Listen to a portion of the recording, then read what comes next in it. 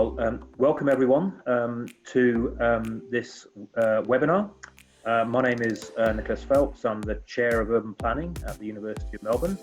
I'm going to be the host for this State of the Urban Planning and Design Industry webinar. And before we get started, I want to begin proceedings by acknowledging the many traditional owners of the land on which this event is taking place. I guess you're all in different places, but linking to us virtually. And for myself, that's the land of the Boon Wurrung and Wurundjeri. And I pay my respects to the elders and families past, present and emerging. We have three very distinguished guests, industry guests with us tonight, who we can have a good discussion with. I'll just introduce them very briefly, and perhaps they will also volunteer a bit more about their considerable experience in the course of the questions and the Q&A that we're going to have. So I'll begin with Catherine HEGGEN, who is the Director of Urban Design and Planning at Ratio Consultants. Catherine has a 40-year career devoted to the provision of project-based consulting advice for a wide range of private sector and government clients. Her professional capabilities and experience are at the intersection of urban strategy, statutory control, placemaking and urban design. And she's been the chair of Victoria's Heritage Council, a trustee of Melbourne's Heritage Restoration Fund, and a jury member for various urban design, planning and landscape institute awards. We also have SANDRA RIGO, Director of Hanson Partnership. So Sandra is a town planner with 25 years of experience, so I'm feeling very inexperienced there in the room right now. Experience in statutory and strategic planning in both the private and the local government sectors. And Sandra's experience encompasses elements of the development approvals process, from site choice or selection to collaborative design processes, and also navigating the statutory planning process to gain planning approvals. And finally, we have Andrea Pagliaro, who is a director at Urbis. Andrea, according to his own words, has an eye on the future and the creation of sustainable environments that will stand the test of time. And he does so when seeking to help property companies gain approval for medium and high-rise mixed-use developments in the CBD in Melbourne and elsewhere in Melbourne. So he gained his experience also working in private consultancy, but also in local government, and has appeared at the Victorian Civil and Administrative Tribunal and Planning Panels Victoria as both an advocate and a planning expert. I'm sure quite a few of you know each of our guests, but worth introducing them for those of you who may be less familiar. We've got a set of questions that we can run through already with our panelists, but what I would do is encourage you, I think, to lodge some further questions on the Q&A function that you can find at the bottom of your screen, and we can field some of those to the panelists, and hopefully we'll intersperse some of the questions with some of your questions. So please do send them in. We've got about 1 hour, or perhaps a little bit more, 1 hour 10 minutes, 1 hour 15. So we've got plenty of time to take on board some of your questions, and I'll do my best to field some of those and present them in a logical order. To give you a bit of time to do that, maybe I can ask the first question. Hopefully the panelists have had a bit of a chance to think about this one, but I'm sure they're already working their way through a lot of these issues, and that is simply whether I can ask the panel to describe some of the specific impacts of the COVID-19 sort of restrictions and working arrangements on how their offices and practices are now organized, including things like workflow, and possibly also whether there are things that have been innovations, let's say, in practices that they're likely to keep, that are likely to be permanent changes as a result of what seemed to be a fairly temporary fix. I guess things that have worked quite well that are not face-to-face activities and that may well be retained. So quite a broad question, but essentially a question about the impacts of COVID-19 on current practices that you're all working for.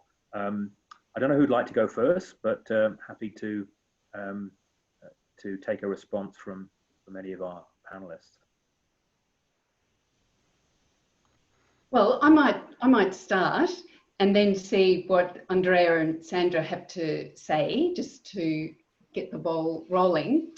In terms of the nature of the work that we do, where all three of us are really engaged in an office environment that requires, because essentially we're engaged in the built environment, built and landscape environment, but it's essentially human shaping of our environment. So it's got a physical manifestation. So we work in an office traditionally and go out and look at sites and look at projects and the like. But COVID has changed that. So before the webinar started, we were just exchanging some day-to-day issues that we were confronting. But in terms of the key issues, in terms of the difference now that we've been moved to our home environments, is that I find certainly are two key issues. One is quite boring really, but very important, which is document and file management. So it's just managing information flows so that they're within the office and then externally. So that has to be, that's always been the case, but it's become even more important when a server might be elsewhere and you're managing things from your home environment. But the second, and perhaps in a sense more important, is the issue about interactions with groups of people. So you've got interactions with your own office colleagues, you've got interactions with external colleagues like other traffic engineers or architects, landscape architects, other professionals that you engage with. From all three of us are involved in the consultant environment, so there'd also be an element of engaging with council and state government officers, or that public sector face. And then the other one that I've thought of, and perhaps Andrea and Sandra might think of others, but then there's a more formal interaction. Today I've just been in VCAT, and that's more formal environment where you've got another set of interactions that are much more structured. But all of those things, whether it's document management or interactions with those different groups that I've described, have changed as a consequence of COVID. So I might stop there and see if Sandra and Andrea want to take up or make some other observations about where I've just taken us to. Thanks, Kath. Yes, the interactions, the people interactions has probably been the most interesting and challenging aspects rather than the actual workflow itself.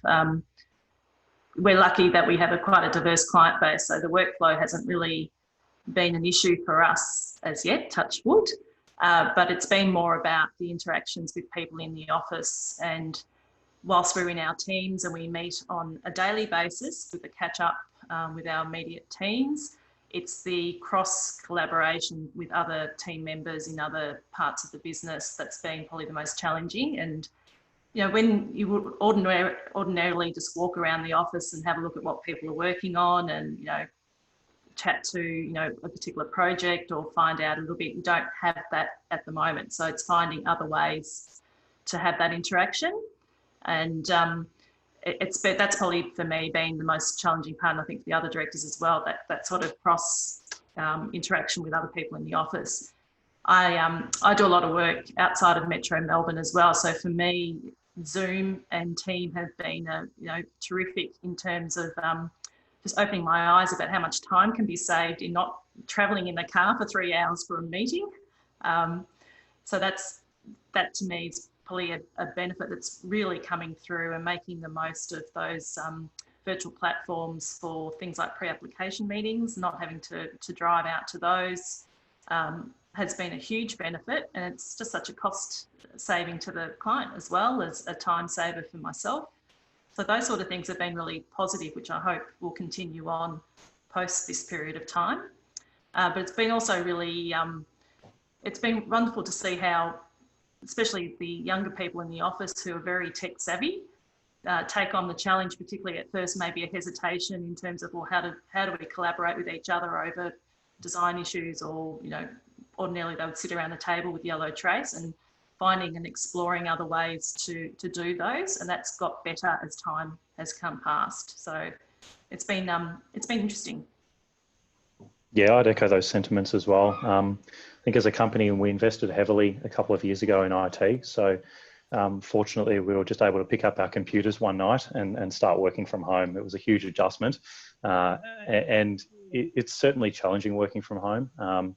Having a couple of young kids as well, you've got to throw in the mix of homeschooling. We now found out that there's no childcare as of Wednesday or Thursday. So the days sort of start to get longer and you start to juggle things. But the positive is that you're saving time on a commute. You're saving time traveling in between meetings. So the positives have been, for us at least, you know, going to the park with the kids at lunchtime, or going for a ride or a walking the dog or something, instead of jumping on a train with thousands of other people heading into town each day. So there certainly have been some positives and some changes in terms of how our office operates. We've always sort of prided ourselves on being flexible in terms of letting our staff, you know, do what they need to do when they need to do it, sort of thing. We've now even got staff talking about whether they can work more regularly from home, which is something we'd encourage. You know, we've got staff that live remotely, so to save a 2-hour commute or 1-hour commute, it just makes complete sense. So it's forced us to use technology more so than what we would have in the past, or what we've done in the past. But that said, we are getting zoomed out. I mean, if I think of my week at work, I might spend 40-50% in front of the computer, even less. You know, it might be just a couple of hours a day and you're wandering around between meetings, meeting people. Now it goes to, you know, 6, 8, 10 hours in front of a screen. So it becomes quite draining. The one good thing about Zoom and not having a subscription to Zoom is that it does make a meeting efficient, because it kicks you off after about 40 minutes or something. So like you said, Sandra, there are savings for clients. It also helps you get to the point quite quickly. But yes, you know, we all miss face-to-face interactions. I think you get a lot from those interactions, reading a room, understanding, you know, getting that sly wink or nod that you see in a room in a meeting with a whole bunch of people that you kind of can't do on a screen, because everyone's looking at the one person that's speaking, or the 6 grids on the screen in front of you. So yeah, we've tried to make it business as usual. And look, I think we have to a certain extent, given the circumstances. We've got a couple of questions coming in. I'll get to those in just a moment, I promise. I mean, I just wanted to sort of take one step back, and this may seem a bit of a typical question from an academic, I suppose, or a bit of a perhaps an abstract question. You know, just thinking about the physicality of what planners do. You know, we're often used to now thinking about substituting technological ways of inspecting sites, places, etc., virtually. But I guess, you know, presumably there's no substitute for being able to get out to places, inspect sites that are, you know, proposed for development. And you mentioned the physicality of plan documents, sometimes touching them and actually inspecting them physically. I mean, it may be tempting to think that we can substitute, you know, Google Street View or Google Earth for an actual visit to some of the places that we're seeking to plan or represent. I wonder if you had any thoughts on that, how that is shaping up as well. I might jump in, because I guess the understanding initially was that property was always an essential service. So I have been undertaking site visits. I know we've been given a letter, a legal letter that sort of permitted us to go and do that if we ever were pulled up. Embarrassingly, I haven't watched the news today to understand whether I'm still essential, but I doubt I'll be able to go out anyway on site visits from now on. But you know, technology is amazing in terms of getting an understanding of a site. You've got Nearmap, which is really up to date, Google Maps, which, you know, is quite helpful, having Street View and whatnot. But nothing can really replace actually going to a site, not necessarily walking into someone's property, but just getting a feel for a street, getting a feel for a suburb. It might be a suburb you don't work in regularly or you're not overly familiar with. And that's really an aspect that would be hard to, I think, do your job really effectively if you couldn't understand physically what a place was like. Because, I mean, to quote the castle, it really is about the vibe sometimes. You know, always hate the person that mentions the castle in these panel presentations, but when you go out on a site or visit an area or a suburb or something like that, it really is about that. You get a certain feeling and it helps inform an opinion, especially if you're, presenting evidence at VCAT, for example. There's only so far technology can get you, or Google Maps can get you. Yeah, I agree. It's the intangible aspects of things like neighbourhood character that you can't really gauge without actually doing the walk around a neighbourhood and getting a feel for it.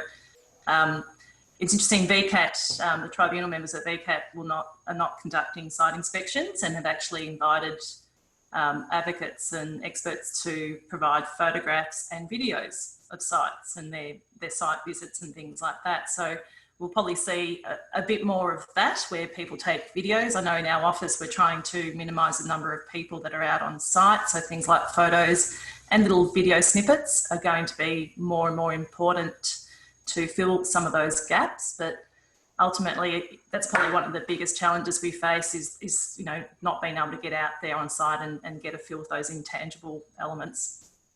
I've just been in the tribunal today and in a matter last week where what was prepared in terms of innovative ways of communicating a site and a proposal is instead of a photo was a small video animation that showed the changes over a day, because one of the attributes of this proposal was an illumination scheme proposed at night. So it was a time lapse of a small, very short animation.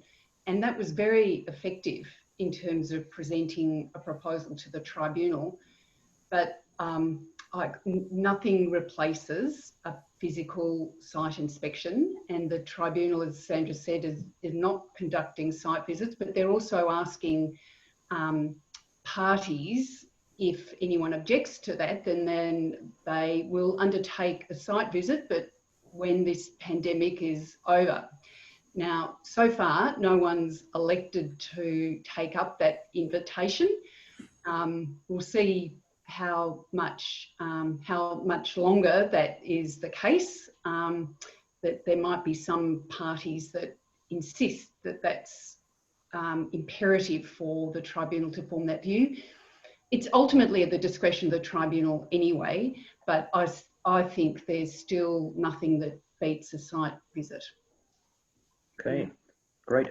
We've actually got quite a few questions rolling in here. I think what I'll do is I'll lump 2 or 3 of them together. We've got some serial question askers here. So we've got a question from Carlos Reyes. Beyond COVID-19, how do you see remote working fitting into our industry's work dynamic? But I think this one also relates to a couple of other questions. Emily Vongsara asking, how do you envision the office building to change in the future? Will it be located away from the CBD, accommodate working from home? Will it be a distributed workplace? Will we have more collaborative spaces, etc.?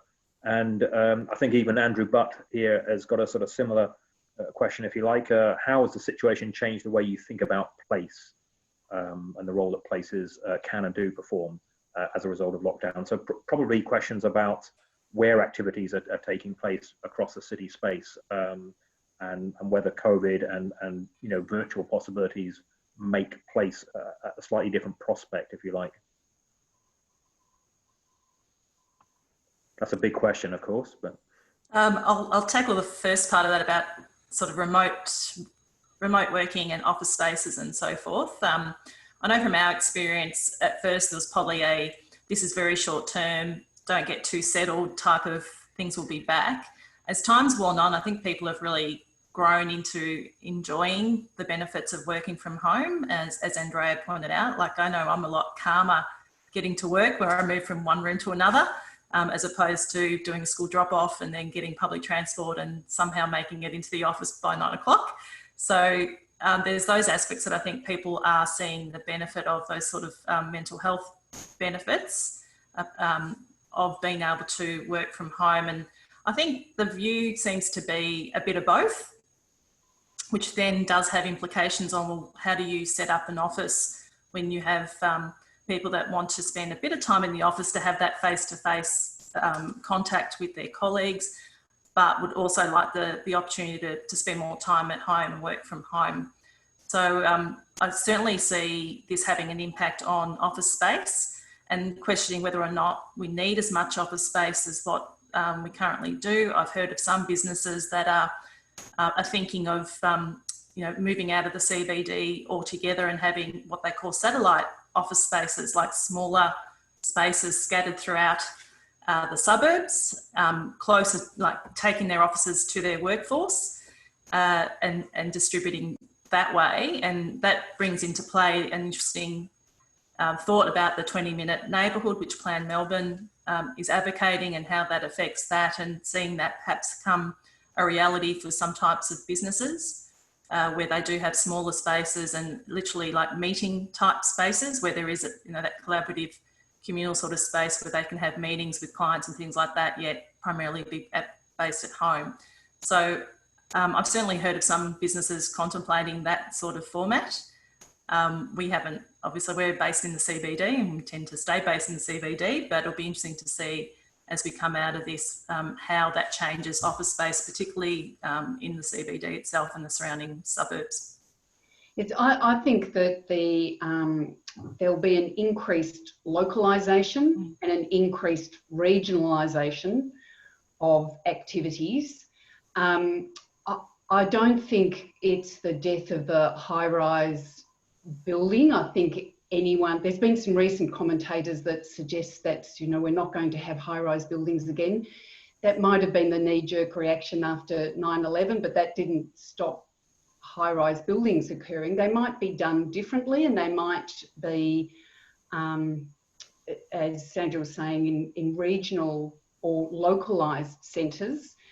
They may not be as high, but I think if anything, this COVID has taught us is that essentially humans are herd or humans, they like human interaction. And that opportunity for engagement, whether it's at localised hubs or in some other environments that allow that human interaction, I don't think that's going to change. I think that the proposals that we're seeing coming across our desk, we've just started to see many more that involve electric cars and electric charge stations. I'm not sure to what degree that changes how COVID will change how we live in our environments, in our home. There might be greater use of an office space, or an office nook becomes much more important, but I don't think it's going to change radically the nature of the city or settlement patterns to the extent that it's going to be a changed landscape. We're not all going to be suddenly become avatars living in a virtual space. Yeah, I think I agree with these comments entirely. I think what we will also see though is, and you started seeing it before the pandemic, is a reduction in office floor area that companies are requiring. I know we've actually moved office to the pandemic, during this pandemic, still stayed in the city, but we've been looking, or we've effectively fitted out a building, a few levels within a building, catering for maybe 60 or 70% of our staff, whereas previously we would have had a desk for everyone. I think it's just recognising that there are flexible work arrangements that everyone has. You've got part-time workers, you've got people that work different hours, people that are out on sites. And I think a lot of industries that are able to, or a lot of professions that are able to do that, are starting to look at those. I think what they probably call them agile workplaces and things like that. I mean, if I look at sort of the director group or the associate group within Urbis, none of them will spend an entire day within the office. And so it's those little things. It's also the ability to then localise your work. I mean, this working from home is brilliant. I'm living better than a 20-minute city. I'm in a 10-minute city, I think. It's just fantastic to be able to have the services, but I guess I'm fortunate. But I think that the point is that this pandemic has almost forced people to rethink how you treat work. there's always going to be a place for a CBD. It is the heart of Melbourne, and I think it will be once we get over this. It's actually a ghost town now, but when we get over this, it will fire up again and be the engine room again. You'll certainly have spaces that grow. Geelong's going to grow as a regional town, and then you start looking at other places like Ballarat or Bendigo, and there are opportunities there. But the Melbourne CBD will still have high rises, as Kath has mentioned, and there'll still be a strong demand, I would think, for office space in there, just maybe less per staff. I think from memory, I don't know the exact figures, and Sandra, Kath, I don't know if you do, but we sort of, I think you'd calculate office space at about 12 square metres to one individual a little while ago. It dropped down to about 10, and it's probably going down less to even, between 4 and 8 nowadays, just to allow for these flexible arrangements. So, well, that might have an issue with COVID physical distancing issue. It will, because in our office, whilst we haven't been there as an office, some people have been going in there from time to time, and there's, spaces have been marked out so that we maintain physical distancing. Yeah. Which drives against the sort of that workplace square meterage per person. Yep. That you've been talking about. I should say that this new future, or the new operation that we're all working under, isn't all fabulous. Working from home does have its challenges, and I find the working in teams issue just arranging Zoom meetings, having Zoom meetings. There's another platform called Teams that some people might be familiar with. It can be clunky, and whilst there are savings in not having to, as Sandra said, moving to meetings and going to the office, there's time taken up in just organising and attending meetings on different video platforms. So it's not without its challenges. No, and the biggest thing you miss within an office environment, also those incidental conversations you'll have. And Sandra, you'd mentioned it earlier. It's just sitting next to your neighbour.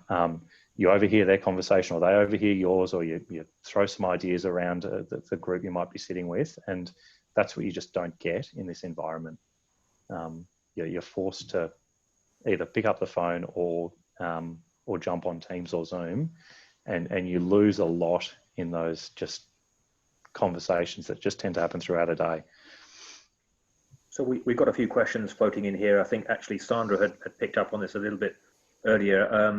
One or two of them have actually disappeared off the list of questions, but I certainly remember them. To do with how COVID and also smart city ideas of perhaps remote working will either enhance or detract from the Melbourne Plan idea of 20-minute communities, whether you see either COVID or technology mediated meetings impacting upon that particular idea. Maybe a little bit more focus on the 20-minute community idea within Melbourne.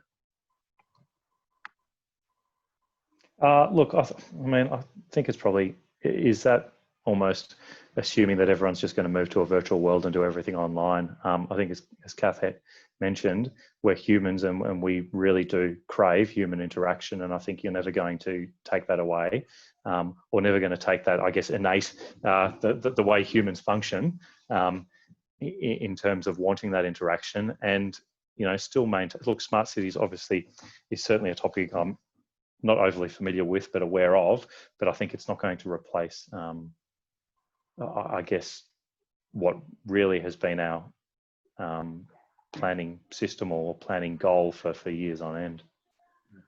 I actually think COVID will reinforce that 20-minute neighbourhood. I think there will be an increased localisation, as I said before, and an increased regionalisation. There will be people who take up the opportunities who might want to go and live in Echuca or Ballarat or Bendigo, Geelong. But I think I agree with Sandra and Andrea that I think there will be this will be an opportunity for reinforcing that 20-minute neighbourhood and alternative micro-mobility opportunities that you're seeing people on motorised scooters and bikes, and the opportunity to rethink our road space. There's going to be a bit of tension there because people may not take advantage of public transport as much as we'd like them to. But we've all seen the increased use of bikes and small motorised contraptions, and so we're going to rethink spaces, also reclaiming them for, say, small interventions in the urban environment for plazas, little urban plazas and parks. So there will be, I think, a support for the 20-minute neighbourhood as a consequence of this pandemic that we're going through. Yeah, it's not just the physical aspects in terms of, not having the time saving and not having to commute and the proximity of to services and so forth, but the social side of it, of the 20-minute city, and that certainly in my experience, a very strong reconnection with neighbours in the area. We have a number of WhatsApp groups, Facebook groups, all sorts of things that are happening at the moment. I can't quite keep on top of them. There's so many. Yeah. But that, as Kath said, that reviewing sort of those smaller public spaces that facilitate that social interaction will be quite interesting to see how that becomes. I think should probably become more of a focus, because I think there has across the board been people having much stronger connections and developing those connections with their neighbours and people in their areas. Yeah, so we've experienced the same. But I think place becomes even more important. Attachment to place, and that localised view will become, it will increase its importance to people's day-to-day living. My experience locally, we've had similar WhatsApp groups in our street, SANDRA, and we had someone that kindly volunteered their front veranda to have shared puzzles and books and things for the kids. But one thing that I really found, as soon as the playgrounds were closed, everyone would meet at the local oval. And I've never seen that many people at the oval apart from an organised sport situation. Even when kids were allowed to go to playgrounds, you might see one or two if you're lucky. And now you go to the oval, you see half the street, half the school communities there, or the local school communities there.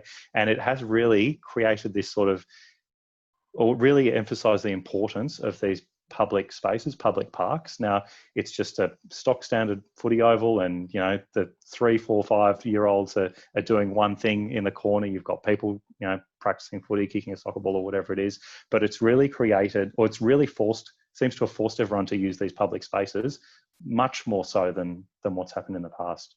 And that's one thing we've really noticed in our area, and it's great. That's an interesting point. As an academic, I go all the way back to Melvin Webber, who was a Berkeley academic who in the 1960s predicted the rise of the so-called non-place urban realm.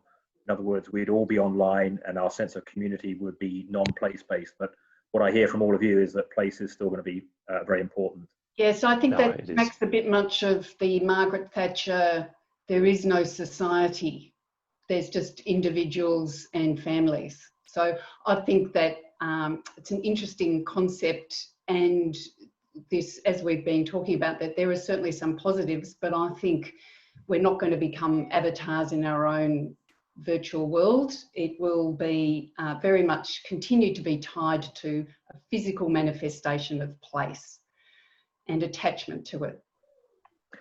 We've got a question here which is sort of perhaps slightly related to some of the themes that you were already discussing about public space, but I think there's a more specific angle to this, and whether this is from Summer Harrison, whether you see a shifting interest to more of a focus on green space if people are spending more time at their home or near their home. Is that going to be figuring in planning proposals and approaches going forward? Well, I think it's like what Andrea was saying. I know that's a similar experience for me. It's the local footy oval becomes the green space for some age groups to be running around or doing various activities, but coexist as a social meeting place as well. So I think it becomes a multiple sort of, and again, I think it's all coming down to the flexibility of the spaces and how those spaces are designed to facilitate that and accommodate the flexibility. I think There's a greater increased attention to how buildings meet the street and the contribution that buildings make to the street, not just in their siting, but how the void spaces, how they're treated and how they relate to the street and the public realm. So I think that has, over the last sort of half dozen years, that's been an increased focus, particularly in the city of Melbourne, but elsewhere, about how to make a pedestrian environment much more appealing for resting, observing, moving through, whether it's by foot or on a micro machine. That's certainly been a big, significant occupation that councils and officers and the design profession more broadly have been engaged with. And I think that'll only continue. Let's perhaps change tack a little bit here. We've got a question which I think is a pretty important one. I guess it's probably exercising all of our minds in different ways about how lower migration numbers are going to affect the industry, the demand for urban planning and planners or designers, and also the supply of skills coming forward onto the market. So I think that's a pretty big question, really. I'm sure that's one that's exercising everyone's minds. If I can just touch on the migration quickly, because it's one we discussed this morning in the office. A lot of the demand for housing and office space has really been driven through Victoria's significant migration. Now, don't quote me on the figures, but Melbourne or Victoria had something like 80 to 100,000 per year coming in for the last however long. And that's created a massive demand for housing supply. Some would say that the housing market hasn't been able to keep up. It's driven prices up and so on. We've effectively turned that migration tap off. And so there is a concern amongst in our office at least, that if the migration doesn't fire up again, there won't be a demand for housing and work may slow down, or residential apartment projects, for example, or townhouse projects may slow down next year if migration doesn't pick up, because obviously it's a supply demand issue. So yeah, our view would be that, you can't be reckless about these things.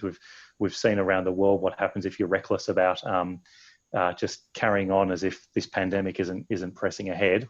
But we really need to be quite targeted, I think, when it's safe to do so, to get Victoria's migration firing up again. And it's not just international, it's actually national. We have a lot of people interstate coming from other states coming down to Melbourne and to Victoria.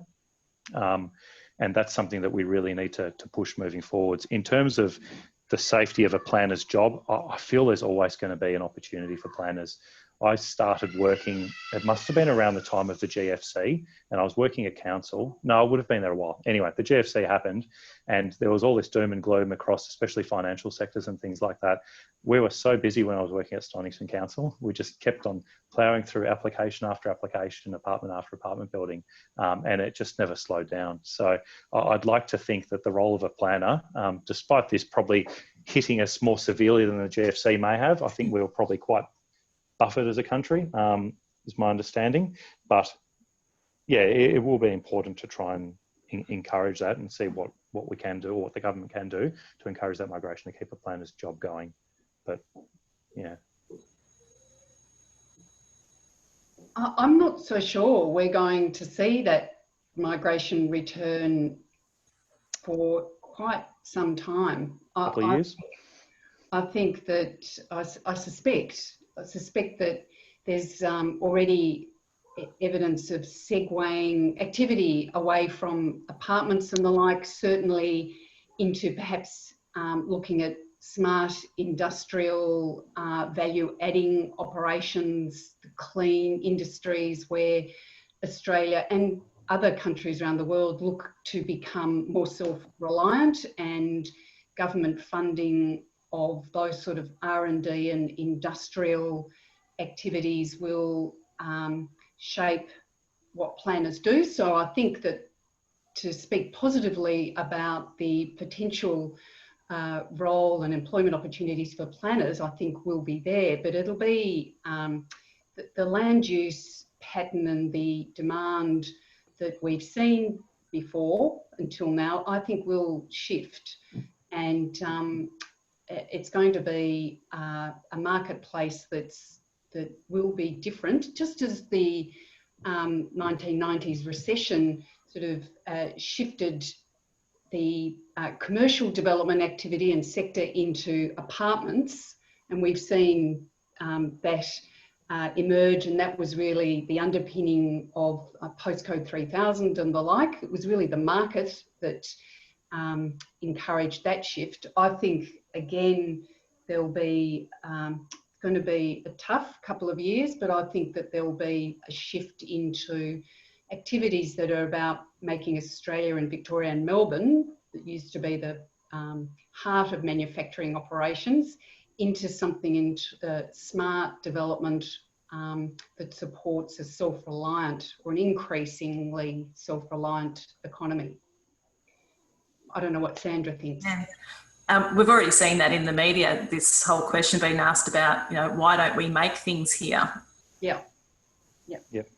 So there's already that sort of thinking about, obviously not necessarily traditional manufacturing, but you know, why aren't we making things here? Why aren't we being innovative and producing things here? So I think that question's already out there, and from early on, certainly the media picked up on it about, you know, why aren't we making things here?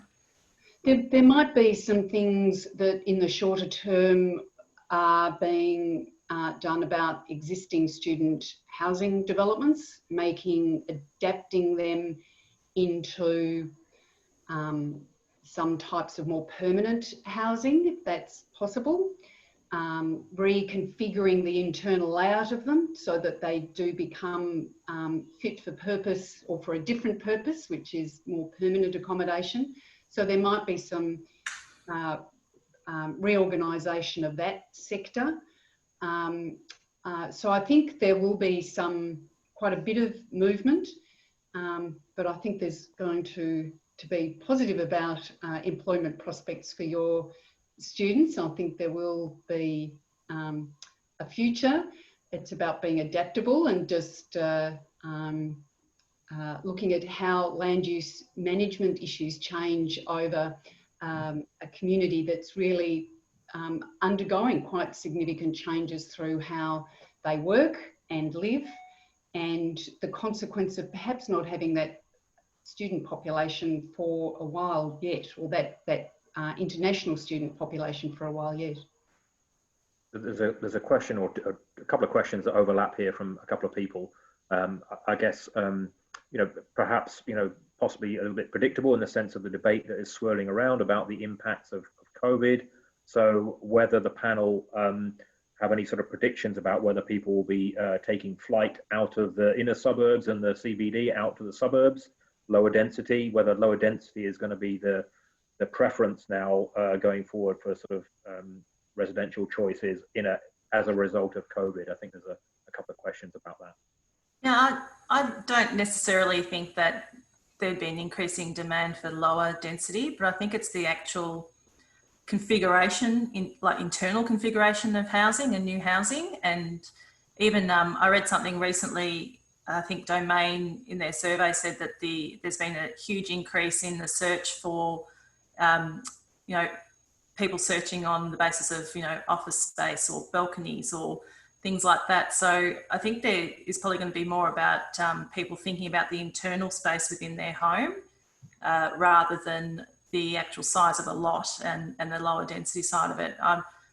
I think, and I hope that we see some change in the way we design even the insides of our apartments in terms of the flexibility of the spaces available within them rather than the housing side. I think the migration issue will have a big impact on greenfield development in the short term. So I would be envisaging that we see less of that and less demand for that type of housing, but a rethink about what we're doing in our inner and middle ring areas. Yeah, the internal layout's really critical, Sandra. There's you know, a lot of people that we talk to and in our office and without our office that might live in apartments in houses and they don't have dedicated study spaces. Those sort of things of, you know, maybe 10, 20, 30 years ago, they've sort of been chopped off plans these days. We're starting to see plans come through showing, you know, not just necessarily study nooks, but actual studies.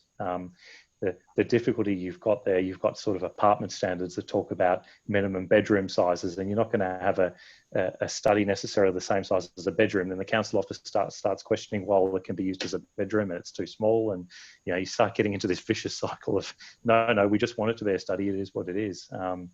So it's also changing the thinking in terms of how an internal space works, and not necessarily reading the rule book in terms of what room needs to be defined as what and how big it has to be. Yeah, I think a great emphasis on how we actually use those spaces and responding to that. Yeah. Yep. We've got a few questions. Oh, sorry, Catherine, you want to? No, I was just going to echo those comments. And just add that I think there won't be a flight to the edge. There will be a movement to regional. There will be some segment of the market that moves to a regional setting. But I don't think it's the end of inner middle ring Melbourne at all. No way. I think that there's so much land in inner and middle ring that I'd say is ripe for development, you know, on a main road, on public transport. And I'm not talking about a bus that operates 9 till 5 Monday to Friday, on tram routes and 24-hour transport routes that really, you know, without any character and heritage overlays, so I'd say of limited value now, that could really be repurposed to accommodate significant growth. I think there's a question here about the fact that you're all working with development industry clients, and just whether you're already picking up some sense of their priorities, you know, from now on leading into what might well be a bit of a significant recession, but also perhaps interacting with any stimulus packages that might be out there. So I guess it's a sort of double question about, you know, whether development industry is kind of rejigging some of its priorities, but also the question of whether, you know, the state can get involved with incentives and is getting involved with sort of fast tracking, you know, approvals, etc. Any thoughts on that would be interesting, I think. Is it too early? The state government certainly initiated some fast tracking processes, and I was involved with one for some social housing on a site that had long been identified for social housing, and that was a more the minister called that matter in from a VCAT hearing and referred the matter to as an advisory committee. This was a particular type of committee that had been established to look at these matters. But I think, I think that's a good thing. I think there's going to be a bit of tension as ever between fast tracking and process, and making sure that third parties are adequate or have adequate opportunities for input. So there's always going to be that tension.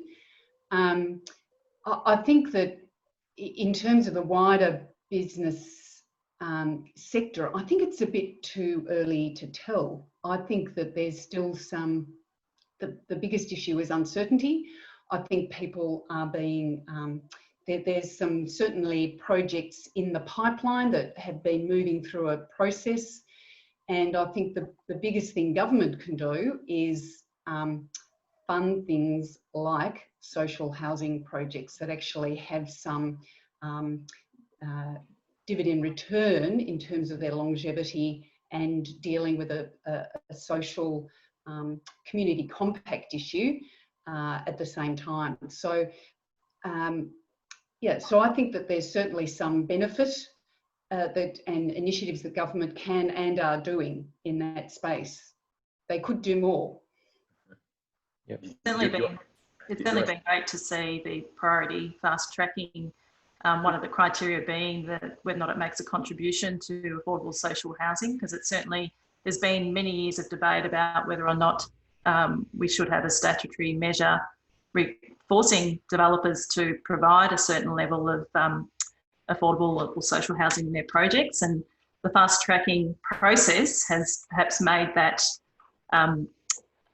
made that come to fruition in some respects, where those sort of things are certainly coming through a lot stronger now than ever, which is a wonderful positive thing that's come out of this process. But it's also interesting. So that was, Sandra, that's both for standalone social housing as well as ones that have a mixed element. Yeah, a mixed element. In the development. Yeah, it's great to see that coming through a lot more strongly now, the mix of private and social housing in the one development. And I think that's really important as well. It's also interesting to see there's the macro sort of size things like the infrastructure projects that the government is spruiking all the time, many of which were kind of already in the pipeline, but coming through. Then we have the priority fast track. And then I found it interesting walking around my own neighbourhood. I've never seen so many public notices up on houses for alts and ads and things like that. I'm being a planner, you notice those public notices when you're out and about. Sad but true. So it's a lot of that smaller stuff now, and whether or not it's the incentive that the government's providing, the $20,000 supplement, or people feeling like they need something positive to look forward to, or in terms of improvements to their homes, low interest rates are probably also part of that drive. But that at a local government level, particularly for graduate planners coming through, there are opportunities there. I've heard from some local governments saying that they have had increasing number of applications for smaller scale proposals coming in. And those sort of things to me have, also make a very important contribution to economic well-being at a more local level as well. I think there's a parallel question to the question about the development industry, and that is, whether state government itself has whether there's any evidence of an emerging sort of trajectory there about, new planning thinking coming from state government about the post-COVID city, or whether it's too early and perhaps we're in a slightly reactive mode, perhaps.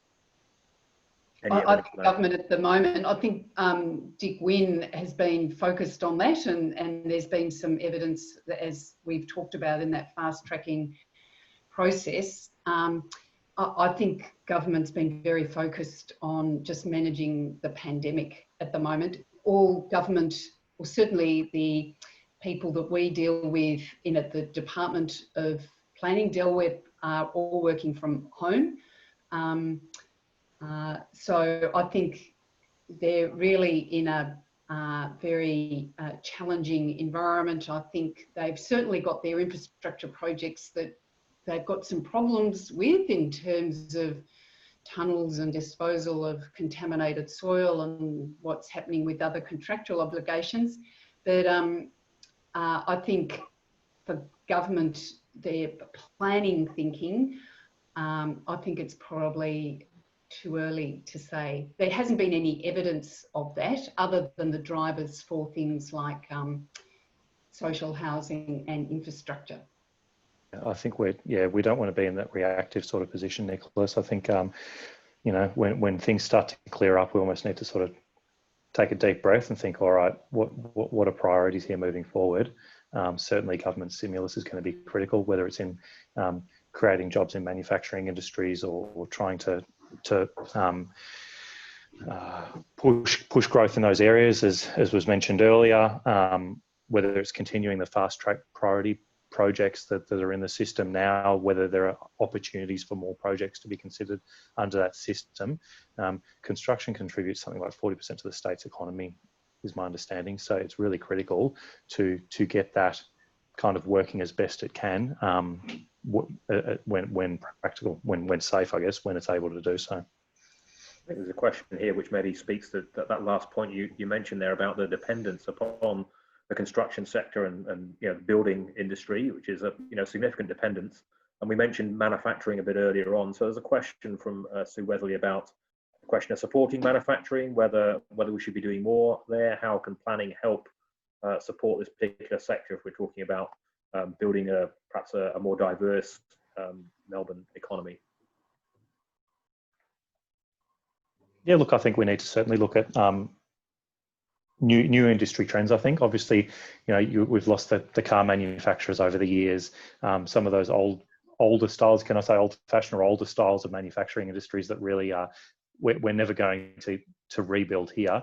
It's starting to look at what technologies or technological type manufacturing you can look at and we can do locally. We've certainly got the brains, the capacity, the space and the people to do it. It's about getting really some, whether it's government funding to inject something into that, whether you're making solar panels or wind farms or whatever materials are needed, and just, it's almost retraining a workforce or retraining a group of people is probably critical that may have lost their jobs through the loss of the car manufacturing plants or shutting down of timber mills and things like that, whether they can be retrained through government programs to then take on new roles, new jobs in I guess, modern kind of industry or in future thinking industry. I think we have the national employment clusters that government has in the Plan Melbourne plan.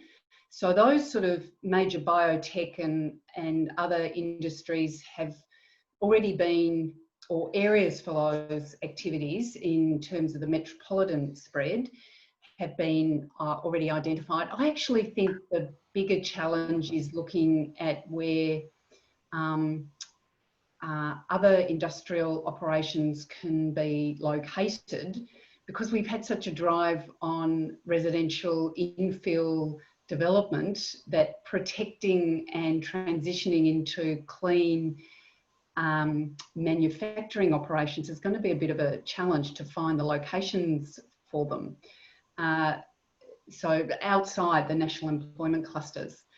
So that doesn't mean to say co-working opportunities for offices and some types of industries can work together. There's been some work done on different commercial zones that allow that to occur.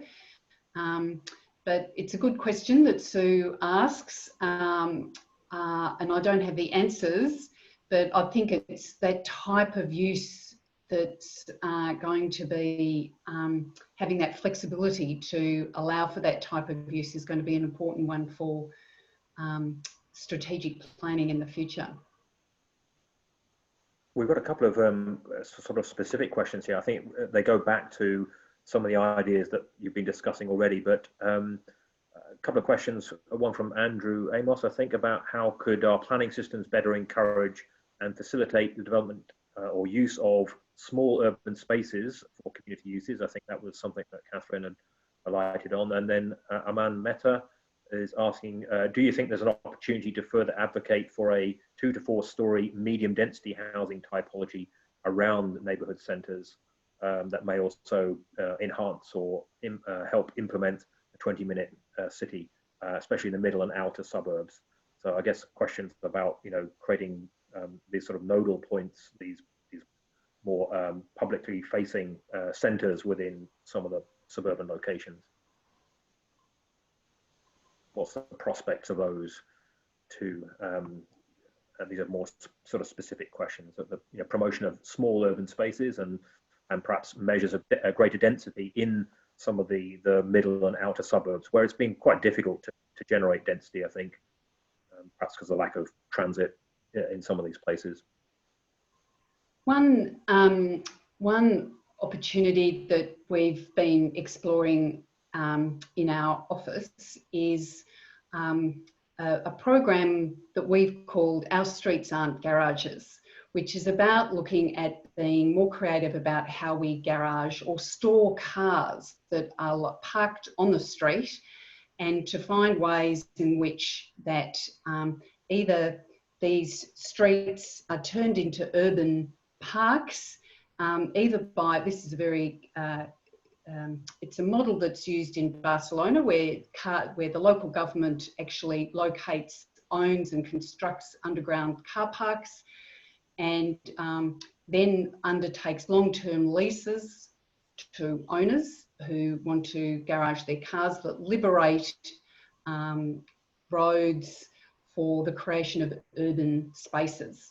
Now that's quite a, it's a big exercise for local government to undertake, but cars don't necessarily have to be garaged underground under the street.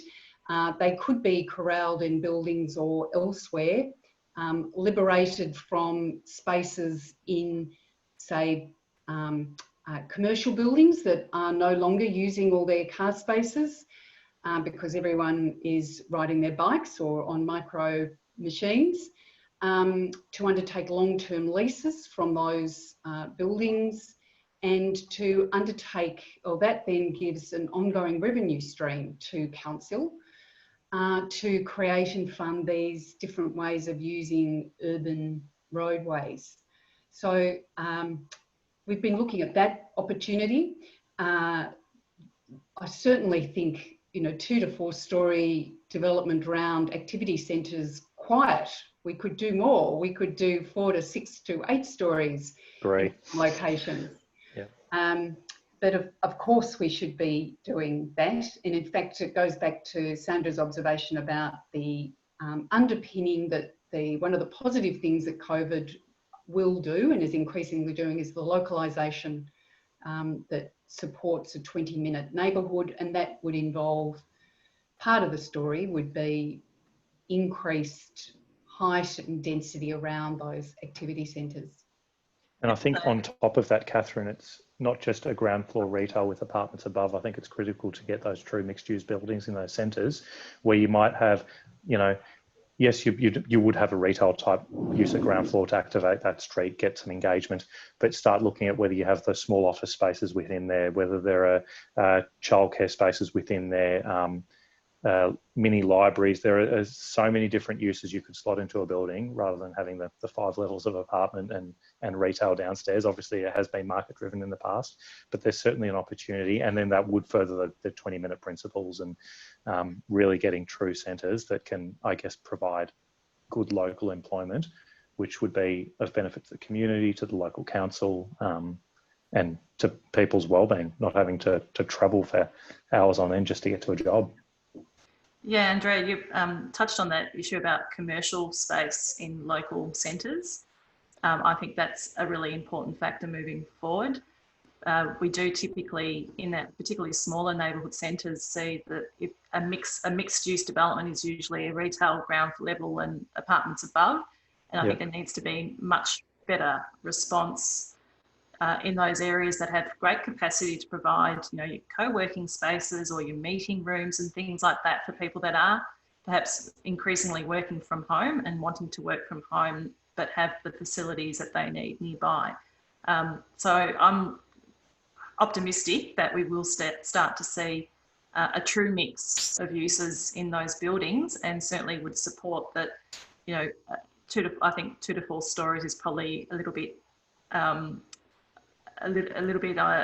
under development for some of those centres. We still also see a lot of these local centres that have train stations nearby with expanses of space now of where cars are being parked at grade, and there's just such huge opportunity to use those spaces in a much better way, and, you know, cars underneath and all sorts of things above that space, be it public space where public open space is perhaps low, or, you know, the mix of uses coming through, or a combination of those. There's such potential in those centres.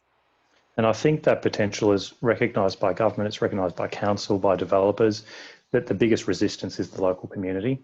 And that's the battle we're always up against. Changing from a 2-story style shopping centre to 4 or 6 stories is something that is really difficult for some communities to stomach. I think we've still got questions flowing in, but I'm conscious that we've taken up a lot of your time. There's a couple that maybe we can end on, two perhaps different ones. One is perhaps you might imagine coming from, I think, students contemplating exiting master's degrees, but if there's any advice that you can give to students in the current sort of marketplace about, you know, what they might need to do to get a job, and any tips there would be, I think, useful, particularly if there's anything in the current context of skills that have come to the fore that might be required of students under the sort of present circumstances. I can certainly speak from my own experience. I graduated during the recession that we had to have, the Paul Keating recession of the early 1990s, and very few graduates in my year were able to get jobs at the year after we graduated. I think it took me about 12 months to secure a permanent position. But in the meantime, I think there's a lot that students can do. It's not just about the technical skills and the experience that gives you and improves those, enhances those skills, but there's other skills related, directly related to being a planner. And, you know, the top of the list of that, putting aside the technical ones, are communication skills. And there's other things that they can be doing to improve those communication skills, how they relate to people, talking to people through other jobs. Don't underestimate your job in a local cafe or something like that. They all contribute to developing skills that are needed to be a good planner, and the communication skills, I think, is one of those primary ones. So just, I think, don't underestimate, or because you don't have or experience directly in a planning role, there are other roles that you can look for, even on a voluntary basis. I know I think I sent out at the time something like 30 letters. Back then you sent out a letter, there weren't emails to send, to all local government areas, just saying, can I come and watch? Can I come and observe for a few weeks, see what you guys do? Things like that, that will all contribute towards showing a potential employer a lot of things, not in terms of other skills that you have that are directly linked, such as your verbal skills, your written skills, but also your motivation to want to work in that field. So there's a lot you can do if you're not able to get a job directly in the planning area. Yeah, agree. Communication is critical in this job. It's very difficult doing it online, I found. It does feel quite unnatural or difficult to sort of get messages across all the time. But if it's difficult to find planning jobs, even that cafe job where you have to communicate with the public is critical. You learn this almost the hard way if you go into council and you start doing counter duty. You get angry residents bashing on the counter, and you're really exposed to the public. I think you'd have that similar exposure working in, you'd certainly have the similar exposure working in hospitality or whatever other jobs are out there. Well, presuming that there will be jobs in those sectors moving forward in hopefully the not too distant future. But yeah, I also echo sending out the emails, just getting in touch with prospective employers, whether it's council, state government, or the consulting world, the private sector. And it's not just limited to planning consultancies. There are also architectural firms that might have in-house planners, or developers that may have in-house planners. A lot of real estate agents have opportunities. Some of the larger ones have opportunities for planning type positions. So there are a lot of avenues that you can go down, and it's not just your usual planning consultancy that you may see. We certainly don't want to stop our student program. That's been a real critical thing for us at Urbis over the years. A lot of our staff, we've been able to move from a student program to a consulting program. So, there's a strong desire to keep that going next year when it fires up again.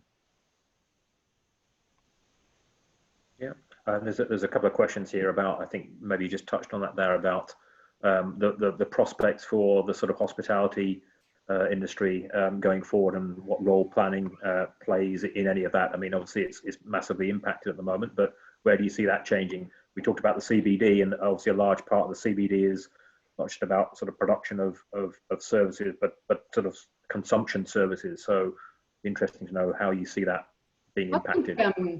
I think what's been interesting to watch from my local area is how, and to use a very fashionable word, how they've pivoted from sit down meal services to open up a window and to provide take home or order out meals and pre-prepared food, as well as coffees and the like. And many of them appear to be doing it quite well. Now, whether it's just managing to pay the bills, I suspect that might be the case, but there's been an interesting emergence, even before COVID, of dark kitchens that have emerged in some areas where from home you have a posh restaurant's menu, and you make that selection, and an Uber driver brings you that that meal, not from the restaurant, but from a dark kitchen. So I think hospitality is changing, and it was changing before COVID. I still think a bit like workplaces, you know, traditional office places, it won't change the appeal of a sit-down cafe or a sit-down meal. It just might be broadened, continued to be broadened through this pandemic that's really hastened a shift or that pivot to a different type of food experience. But I certainly think that's been something that's been one very successful story about how high streets have managed to maintain a level of activity. We'll see how long that lasts. Yeah, I think ultimately we're social, as Kath, as you said before, we're social beings, and I don't think any Melburnian's going to give up getting their coffee from their local coffee shop anytime soon. I think it will change in that we will see businesses go, unfortunately, but I think they will be replaced by new businesses coming up and maybe doing things slightly different or more broadly, like you said, a pivot where they perhaps have a wider range, where they provide a service as well as you just, you know, a standard cafe. But I think ultimately we will see hospitality come back.